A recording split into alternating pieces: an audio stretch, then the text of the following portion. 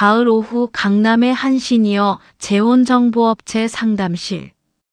60세 여성 한소영은 상담사 맞은편에 앉아 있었습니다. 상담사는 한 남성의 프로필을 보여줬습니다. 박재욱 68세, 강남의 상가 건물 소유, 경제적으로 안정적. 소영은 프로필을 천천히 읽었습니다. 사진 속 재욱은 단정한 외모에 온화한 인상이었습니다. 상담사가 설명했습니다. 재욱은 이 업체의 프리미엄 회원이라고 신원 확인과 재산 증명도 모두 완료했다고 했습니다. 소영은 고개를 끄덕였습니다. 믿을만해 보였습니다. 소영도 평범한 여성이었습니다. 5년 전 남편을 급성 심근경색으로 잃었습니다. 남편은 작은 제조업체를 운영했습니다. 그리 크지 않았지만 가족이 살기엔 충분했습니다. 하지만 남편이 갑자기 세상을 떠나면서 모든 게 무너졌습니다. 회사 빚을 정리하느라 집도 팔았습니다. 지금은 강북의 작은 아파트에서 혼자 살고 있었습니다. 국민연금과 작은 예금 이자로 검소하게 살았습니다. 외롭고 경제적으로도 불안했습니다. 그래서 재혼정보업체에 등록했습니다. 일주일 후 소영은 재욱을 만났습니다. 강남의 조용한 카페였습니다. 재욱은 프로필 사진보다 실제가 더 좋아 보였습니다. 정중하고 말투도 부드러웠습니다. 대화는 편안하게 이어졌습니다. 재욱은 자신의 삶에 대해 담담하게 이야기했습니다. 아내와 사별한 지 8년이 되었다고 했습니다. 외아들은 미국에서 살고 있다고 했습니다. 혼자 지내는 게 외롭다고 따뜻한 동반자를 찾고 있다고 말했습니다. 소영은 공감했습니다. 자신도 비슷한 이유로 재혼을 생각한다고 말했습니다. 재욱은 소영의 손을 가볍게 잡으며 미소 지었습니다. 두 번째, 세 번째 만남이 이어졌습니다. 재욱은 늘 정중했고 배려심도 있었습니다. 식사비를 항상 재욱이 냈고 택시비도 챙겨줬습니다. 소영은 조금씩 마음을 열었습니다. 한 달 후 재욱이 청혼했습니다. 함께 늙어가고 싶다고 외롭지 않게 서로 의지하며 살자고 했습니다. 소영은 기뻤습니다. 경제적 안정도 찾고 외로움도 해결할 수 있을 것 같았습니다. 재욱은 결혼 전에 혼전 계약서를 작성하자고 제안했습니다. 서로를 위해 재산 관계를 명확히 해두는 게 좋다고 했습니다. 소영도 동의했습니다. 과거 남편 사업 정리 때 변호사들과 일하면서 배운 게 있었습니다. 계약서는 중요하다는 것, 명확하게 해두는 게 좋다는 것. 소영은 계약서 내용을 꼼꼼히 읽었습니다. 재산은 각자 소유, 생활비는 재욱이 부담.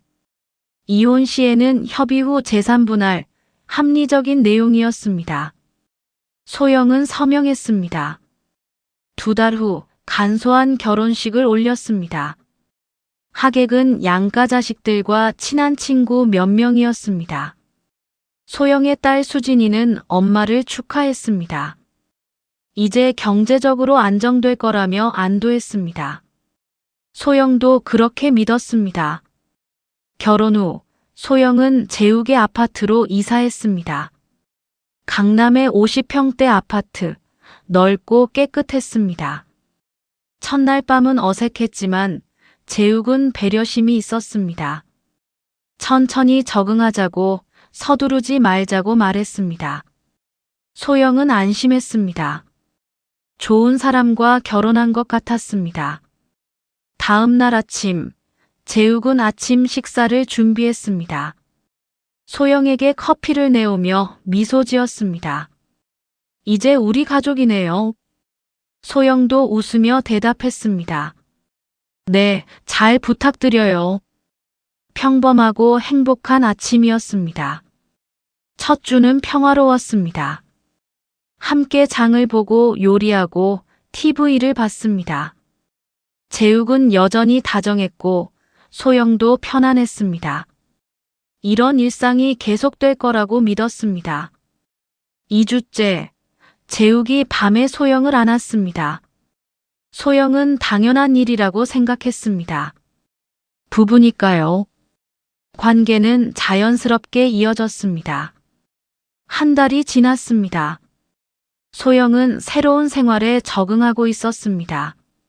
시장도 다니고 친구들도 만났습니다. 재욱은 낮에 사무실에 나가고 저녁에 돌아왔습니다. 평범한 부부의 일상이었습니다.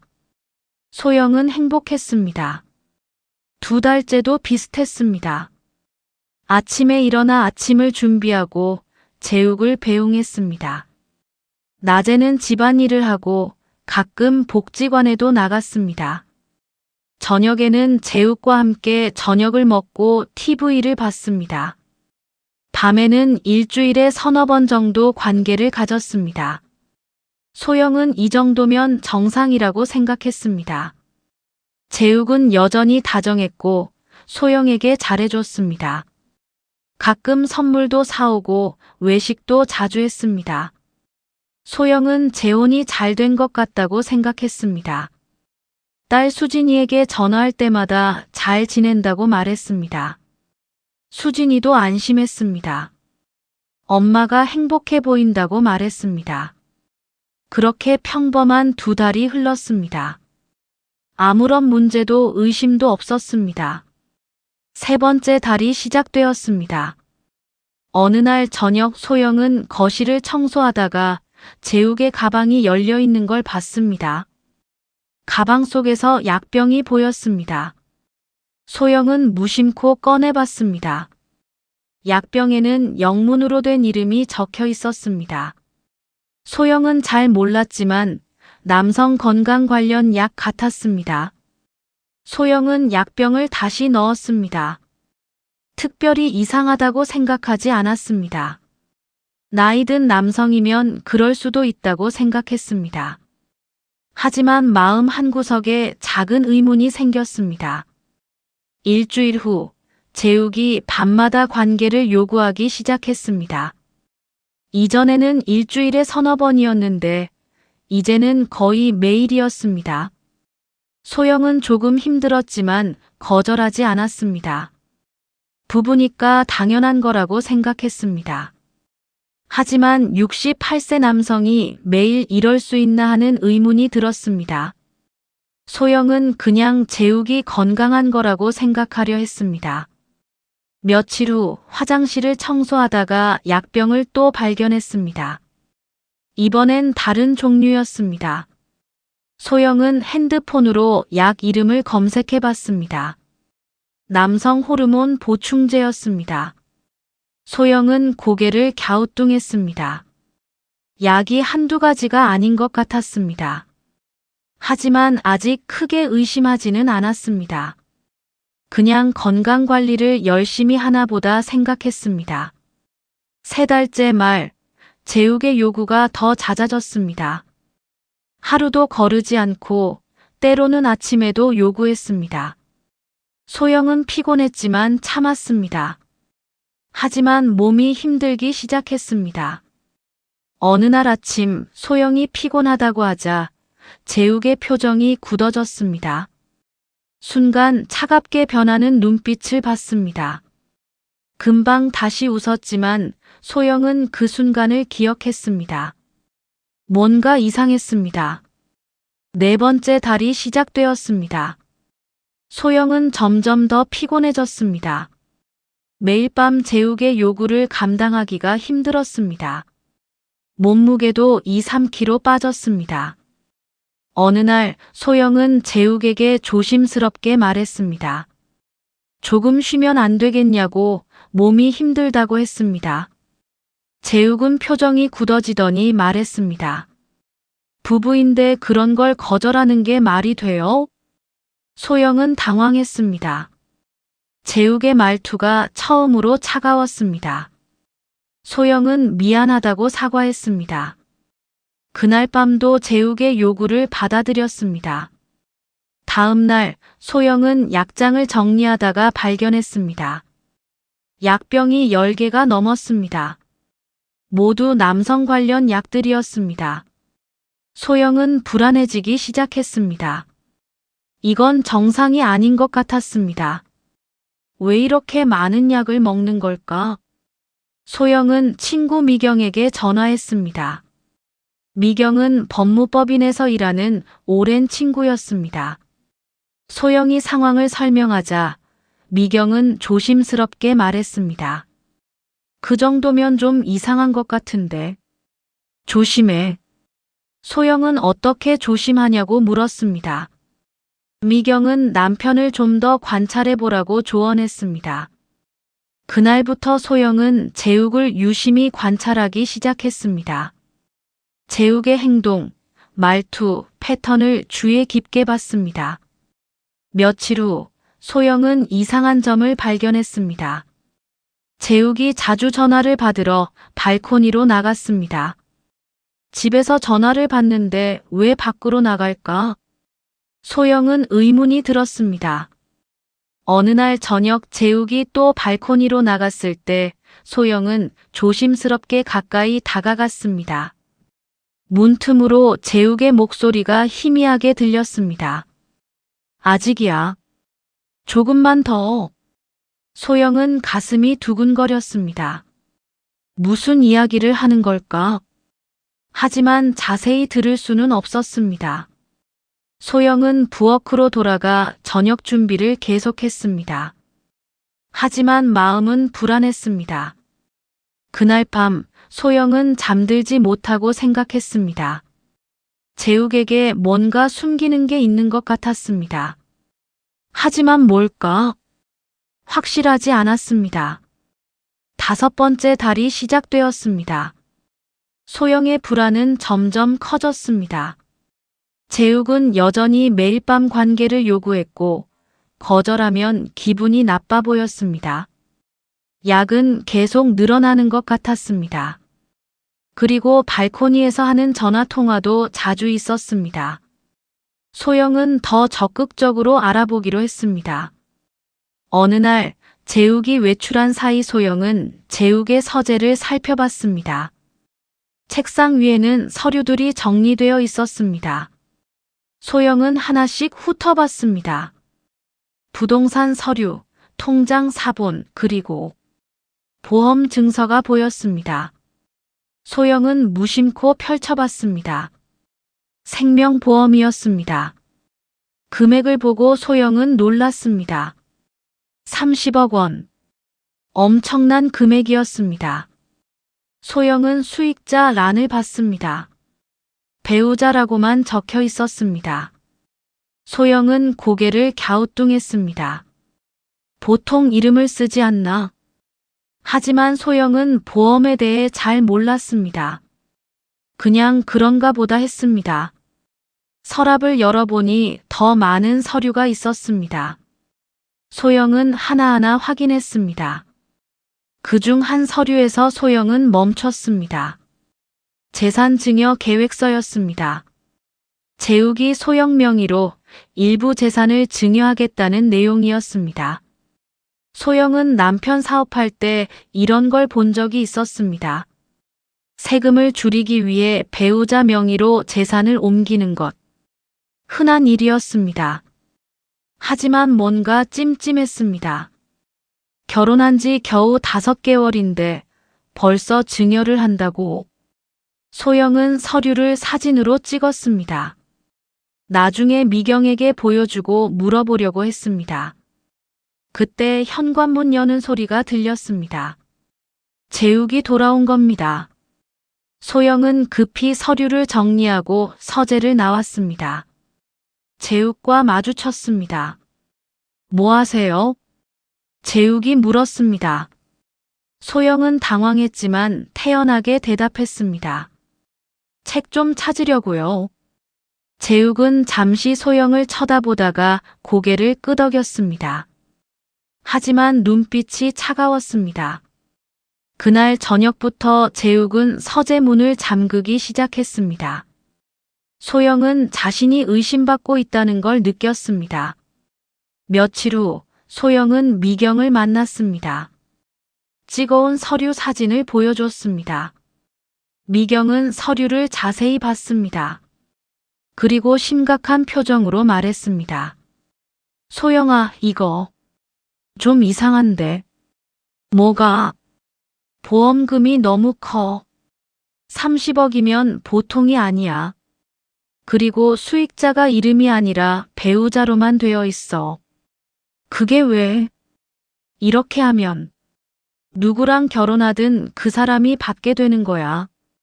소영은 등골이 오싹했습니다. 무슨 의미인지 알 것 같았습니다.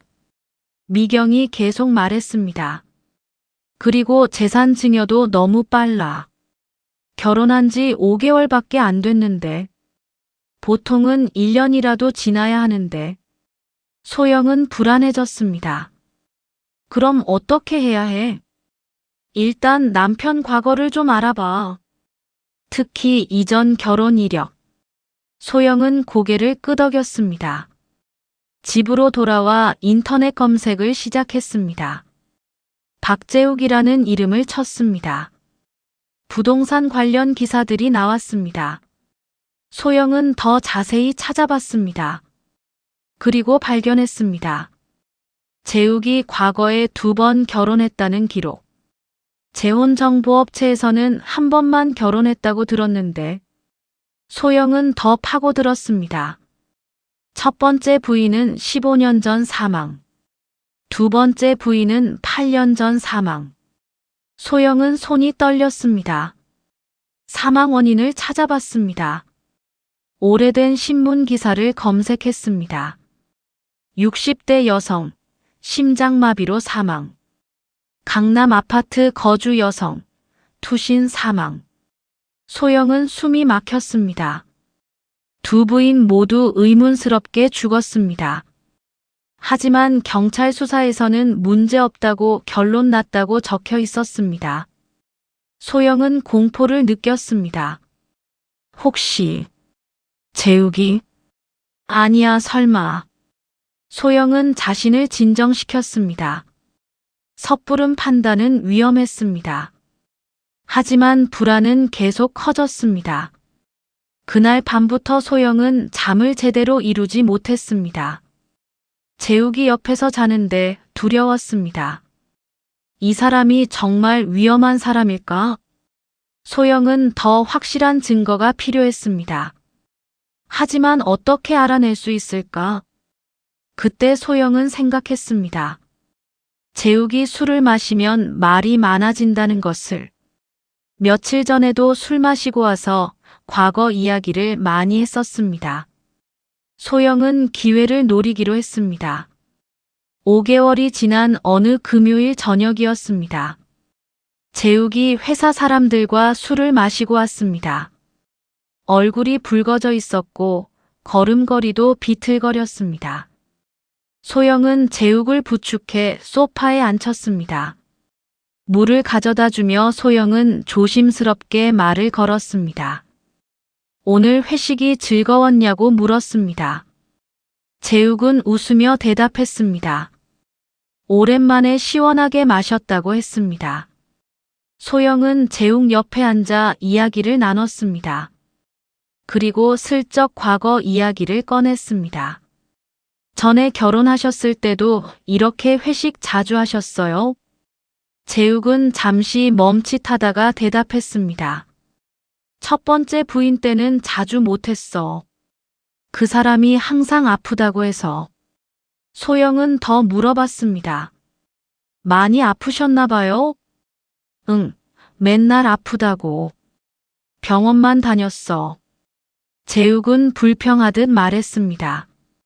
소영은 조심스럽게 더 물었습니다. 그래서 어떻게 되신 거예요? 재욱은 술에 취해 말을 이어갔습니다. 어느 날 갑자기 죽었어. 심장이 멈췄대. 소영은 가슴이 두근거렸지만 태연하게 물었습니다. 그럼 두 번째 부인은요? 재욱의 표정이 어두워졌습니다. 그 사람은 우울증이 있었어. 우울증이요? 응. 나이 들면서 점점 말이 없어지고. 재욱은 한숨을 쉬었습니다. 그리고 결혼하고 몇 년 지나니까 나를 거부하기 시작했어. 소영은 무슨 말인지 알았지만 모른 척 했습니다. 거부요? 밤에. 부부관계 말이야. 자꾸 싫다고 하고. 재욱은 짜증스러운 표정으로 말했습니다. 소영은 숨을 죽이며 들었습니다. 그래서 어떻게 되신 거예요? 재욱은 잠시 침묵하다가 대답했습니다. 어느 날 발코니에서 떨어졌어. 소영은 온몸이 긴장되었지만 표정을 관리했습니다. 어머, 그랬구나. 많이 힘드셨겠어요. 재욱은 고개를 끄덕였습니다. 경찰이 와서 조사도 하고 그랬어. 하지만 우울증 때문에 스스로 그랬다고 결론 났어.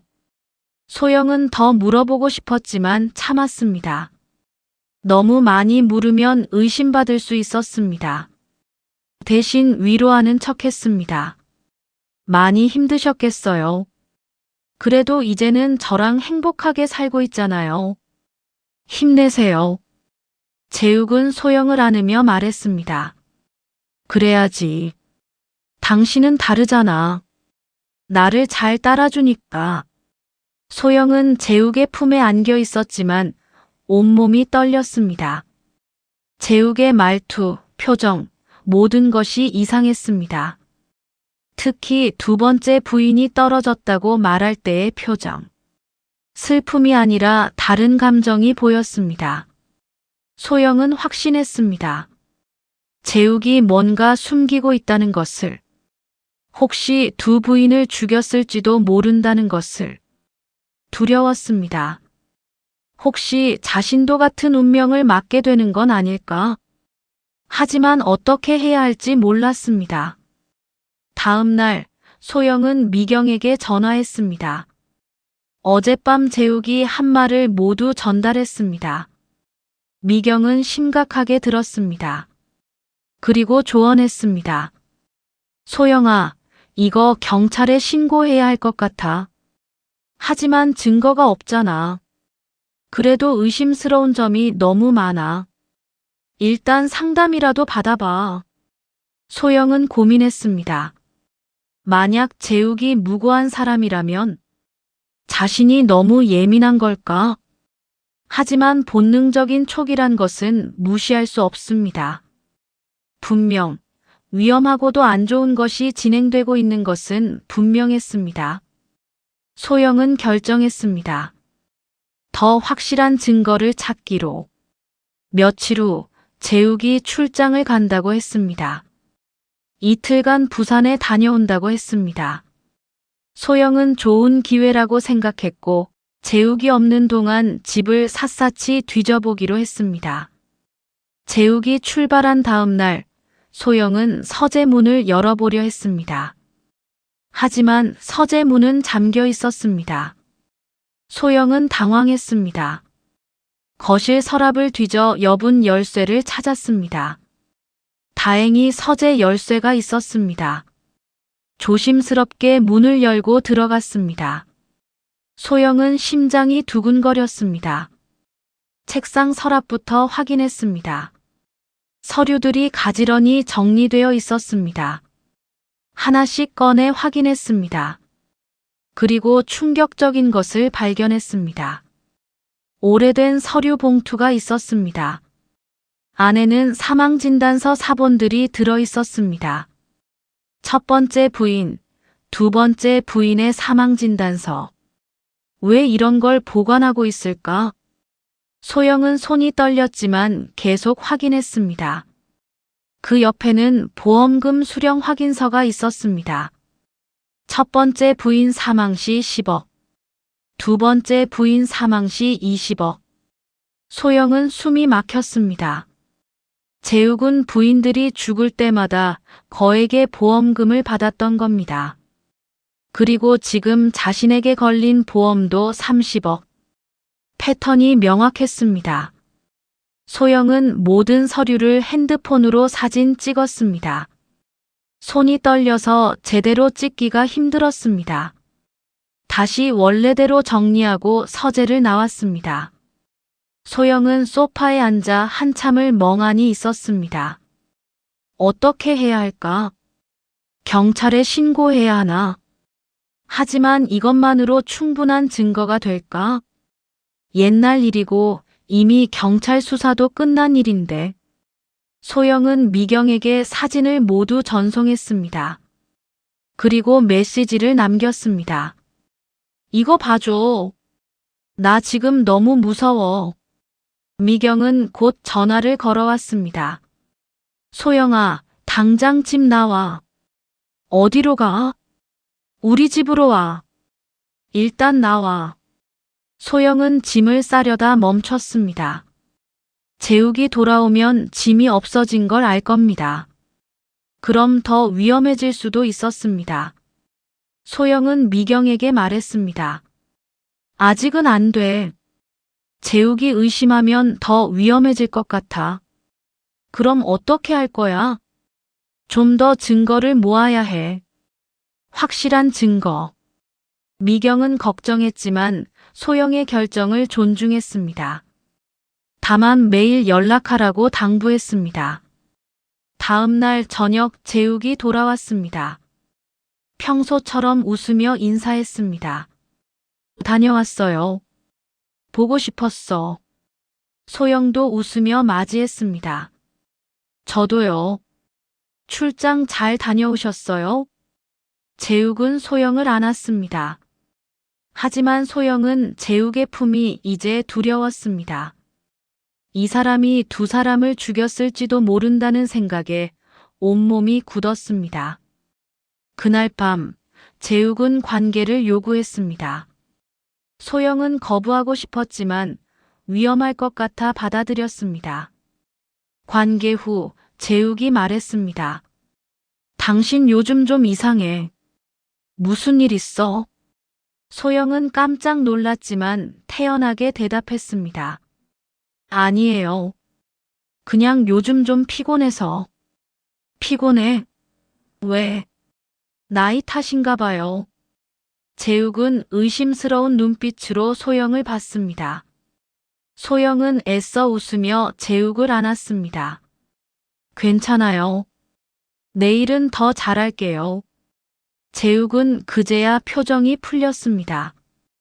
6번째 달이 되었습니다. 소영은 매일 긴장 속에서 살았습니다.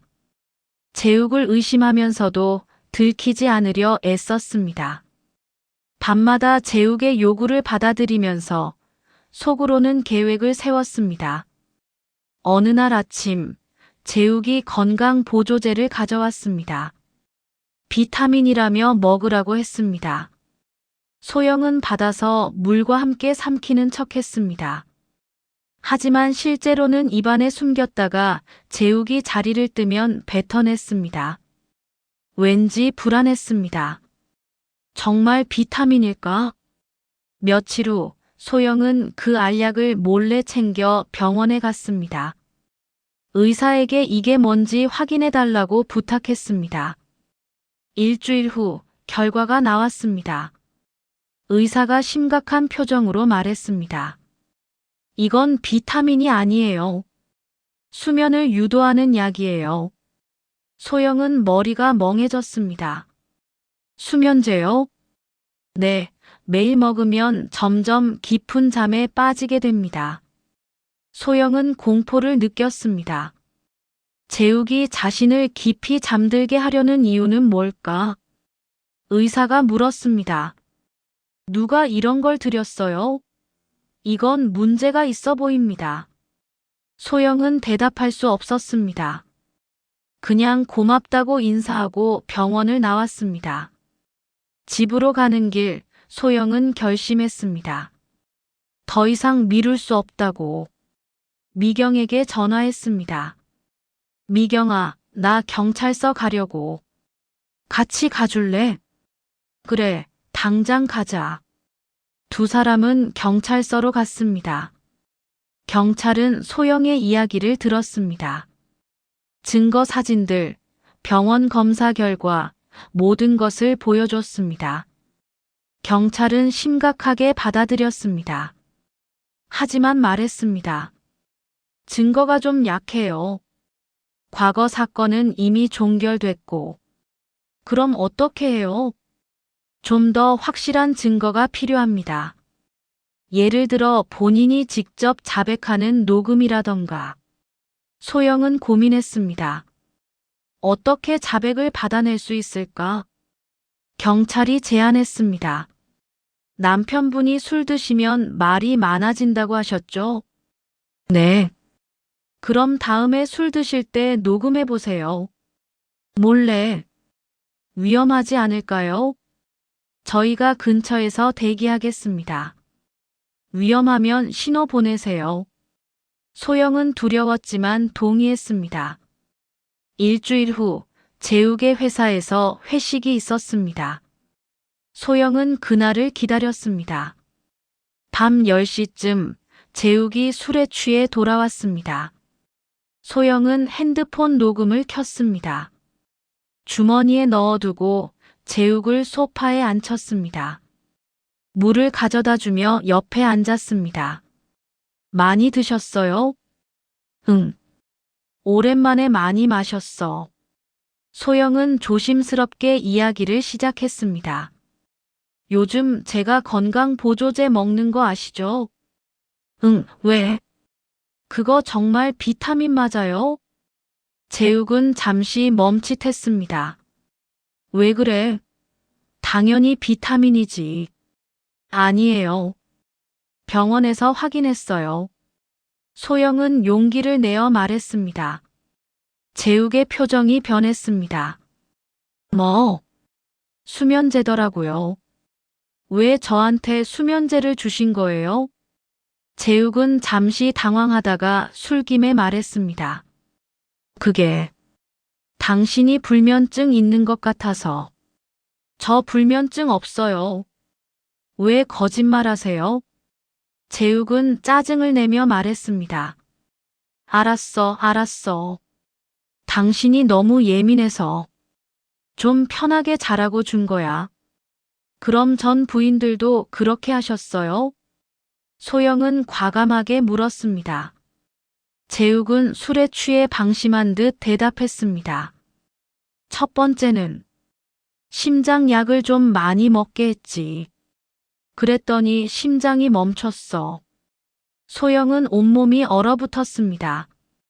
재욱이 자백하고 있었습니다. 두 번째는 수면제를 많이 먹이고 발코니에서. 재욱은 말을 흐렸지만 의미는 명확했습니다. 소영은 공포에 떨었지만 계속 물었습니다. 왜요? 왜 그렇게 하신 거예요? 재욱은 비웃으며 말했습니다.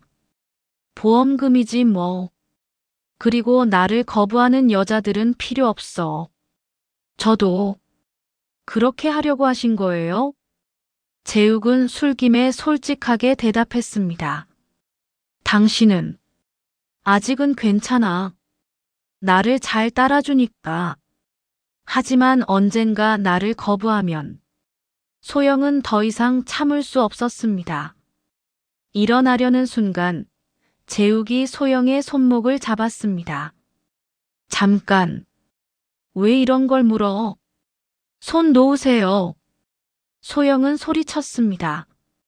재욱은 갑자기 술이 깬 듯 소영을 빤히 봤습니다. 너 지금 나를 의심하는 거야? 소영은 문 쪽으로 뛰었습니다. 하지만 재욱이 더 빨랐습니다. 재욱이 소영을 붙잡았습니다. 어디 가려고? 내가 한 말 다 들었지? 소영은 비명을 질렀습니다. 도와주세요. 그때 현관문이 거칠게 열렸습니다. 경찰들이 들이닥쳤습니다.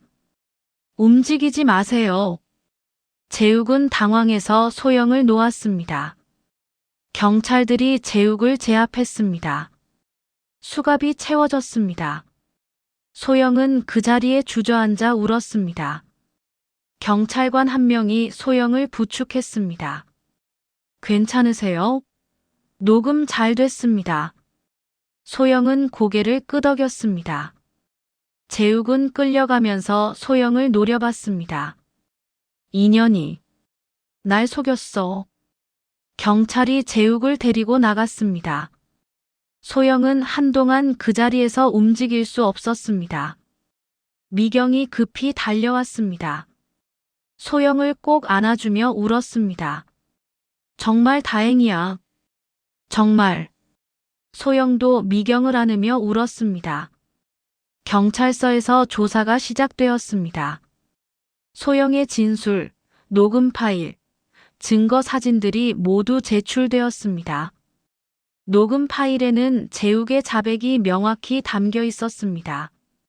첫 번째 부인에게 심장약을 과다 투여한 것. 두 번째 부인에게 수면제를 먹이고 발코니에서 떨어뜨린 것. 모두 보험금을 노린 계획적 범행이었습니다. 경찰은 재욱의 집과 사무실을 압수수색했습니다. 컴퓨터에서 더 많은 증거가 나왔습니다. 보험 가입 내역, 약 구매 기록, 그리고 충격적이게도 공범과 주고받은 이메일. 공범은 재욱의 오랜 사업 파트너였습니다. 이메일 내용에는 범행 계획이 상세히 적혀 있었습니다. 어떤 약을 얼마나 먹일지, 어떻게 사고로 위장할지, 그리고 보험금을 어떻게 나눌지까지 모든 것이 계획되어 있었습니다. 경찰은 공범도 체포했습니다. 두 사람 모두 살인 혐의로 구속되었습니다. 소영은 병원에서 정밀 검사를 받았습니다. 다행히 몸에 큰 이상은 없었습니다. 수면제를 먹는 척하고 버렸던 게 다행이었습니다. 조금만 더 먹었다면 위험했을 거라고 의사가 말했습니다. 일주일 후 소영은 경찰서에서 추가 조사를 받았습니다. 재욱의 전 부인들 사건도 재수사하기로 했습니다. 소영의 증언과 증거 덕분에 과거 사건들도 다시 조사되었습니다. 첫 번째, 두 번째 부인의 유가족들에게도 연락이 갔습니다. 유가족들은 충격과 분노에 떨었습니다. 그동안 자연사, 자살로 믿었던 죽음이 살인이었다니. 두 번째 부인의 아들은 분노했습니다.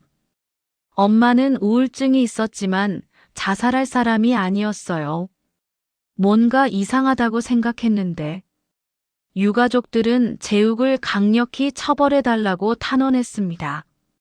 한 달 후 재욱은 1심에서 살인 및 살인미수로 기소되었습니다. 공판이 열렸고 소영은 증인으로 출석했습니다. 법정에서 소영은 모든 것을 증언했습니다. 재욱이 어떻게 자신을 속였는지, 어떻게 죽이려 했는지. 재욱은 끝까지 부인했습니다. 술에 취해서 한 말일 뿐이라고 주장했습니다. 하지만 증거는 명백했습니다. 녹음 파일, 이메일, 약 구매 기록, 보험금 수령 내역. 모든 것이 재욱의 범행을 입증했습니다. 재판은 1년 이상 진행되었습니다. 1심 선고 공판일이 다가왔습니다. 법정은 방청객들로 가득 찼습니다. 전 부인들의 유가족, 언론, 그리고 많은 시민들이 참석했습니다. 소영도 딸 수진이와 함께 방청석에 앉았습니다. 재욱이 수갑을 찬 채 법정에 들어왔습니다. 한때 단정했던 모습은 온데간데 없었습니다. 재판장이 판결문을 읽기 시작했습니다. 피고인 박재욱은 2008년, 2016년, 그리고 2024년 각각 배우자를 대상으로 계획적 살인 및 살인 미수를 저질렀습니다. 법정은 숨죽인 듯 조용했습니다. 피고인의 범행은 배우자라는 신뢰관계를 악용한 극악무도한 범죄입니다. 보험금을 노린 계획적이고 치밀한 범행으로 인간의 생명을 돈으로 환산한 행위입니다. 재판장이 최종 판결을 선고했습니다. 피고인 박재욱에게 무기징역을 선고합니다. 법정이 술렁였습니다. 유가족들은 안도의 한숨을 쉬었고 일부는 울었습니다. 소영도 눈물을 흘렸습니다. 공범도 살인 방조 및 보험금 편취로 징역 10년을 선고받았습니다. 재욱의 모든 재산은 압류되어 피해자 유가족들에게 배분되었습니다. 소영도 증여받았던 재산을 모두 반환했습니다. 법원은 소영에게도 배상금 일부를 지급했습니다. 소영은 그 돈을 가정폭력 피해 여성지원단체에 기부했습니다. 자신과 같은 피해를 당하는 여성들을 돕고 싶었습니다. 사건이 일어난 지 2년이 지났습니다. 소영은 이제 62세, 다시 강북의 작은 아파트에서 혼자 살고 있었습니다. 복지관에서 시니어들에게 재혼 사기 예방 강연을 하고 있었습니다. 어느 가을날 강연이 끝나고 한 여성이 물었습니다. 선생님, 그럼 재혼은 하면 안 되는 건가요? 소영은 고개를 저었습니다. 아니에요. 재혼해서 행복한 분들도 많아요. 저는 운이 나빴을 뿐이죠. 중요한 건 조심하는 거예요. 본능을 믿고 이상하면 무시하지 말고 혼자 고민하지 말고 도움을 청하세요. 또 다른 남성이 물었습니다. 선생님은 다시는 재혼 안 하실 거예요? 소영은 잠시 생각하다 미소 지었습니다. 미래를 확정시켜 말을 할 수는 없지만 지금은 혼자가 편해요. 가끔은 외롭다고 느낄 때도 있지만 안정적이고 편안한 지금 생활에 만족합니다. 혼자든 함께든 중요한 건 자기답게 사는 것이 중요한 것 같아요. 슬기롭고 지혜롭게, 그리고 존엄하게요. 청중들이 박수를 쳤습니다. 소영은 복지관을 나서며 하늘을 올려다봤습니다. 가을 하늘이 높고 맑았습니다. 공원 벤치에 앉아 주변을 둘러봤습니다. 혼자 산책하는 노인도 있고 부부로 보이는 노인도 있었습니다. 각자의 방식으로 노후를 살아가고 있었습니다. 핸드폰이 울렸습니다. 딸 수진이었습니다. 엄마, 오늘 저녁에 갈게요. 손주도 데리고요. 그래, 엄마가 맛있는 거 해줄게. 소영은 일어나 집으로 향했습니다. 평범한 일상이지만 소영에게는 가장 소중한 일상이었습니다. 65세 한소영의 삶은 계속되고 있었습니다. 여러분, 오늘의 이야기 어떠셨나요? 오늘 사연의 이야기가 재미있으셨다면 구독과 좋아요, 알림 설정을 부탁드립니다. 그리고 댓글로도 많은 의견 남겨주세요.